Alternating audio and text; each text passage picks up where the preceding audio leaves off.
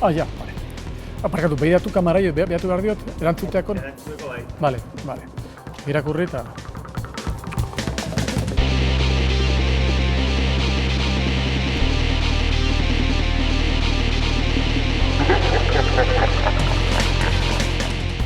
Artista batentzat ari zara, zuzenean. Bat-batean kantua ahaztu duzu. Zer gertatzen da hurrengo segundoetan? Hori batzutan gertatzen da. Saiatzen naiz konzentrazioa berriz ere bueltatzen eta nolabait salbatzen. Eta normalen ja ofizioarekin ikasita ditugu. Koxka horiek salto egiten. Zein da kontzertu eman duzun tokirik xelebreena?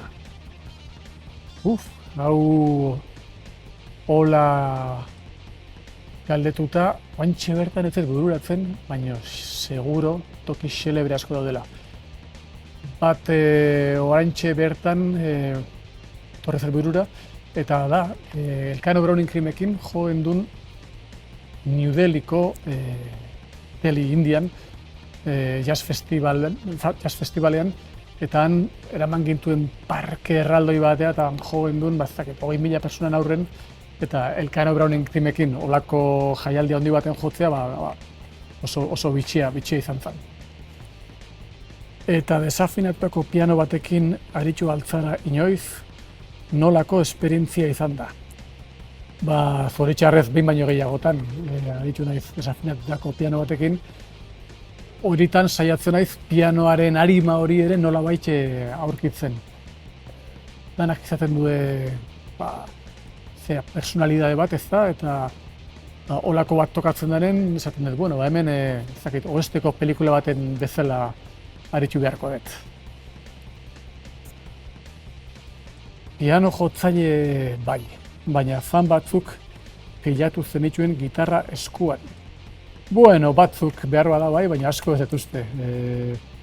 Nik gitarra erabilinen 80 taldean jotzeko, eta garai hartan bai gustatzen zezkidala asko Chuck Berry, B.B. King, Rolling Stones, Rod Stewart, olako artistak, eta gitarra jotzeko modu hura, eta hori ikasten edo kopiatzen saiatu nintzen, gero 80ra ekartzeko. Baina han bukatu zen ibilbide hura, orain gitarra etxea jotzen dut niretzat. Piano jotzaile ez bazina, piano jotzaile ez banintz, pentsatzen dut gustatuko litzaidakela Julio Villar bat izatea. Julio Villar, mendigoizale donostiarra, Epetrel liburua idatzi zuena, itsasgizona, eta berak bizitzen duen abentura bizitza hori eta naturarekin konexio handiko bizitza hori, horrelako bizitza bat bizitzea, gustatuko zitzaidan.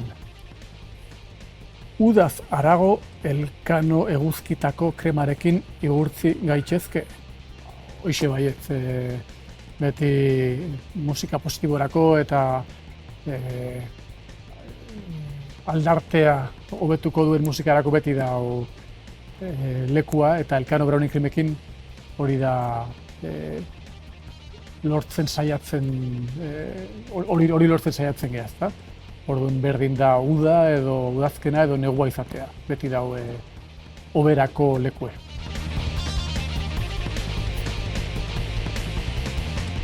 Jazta ez? Bai.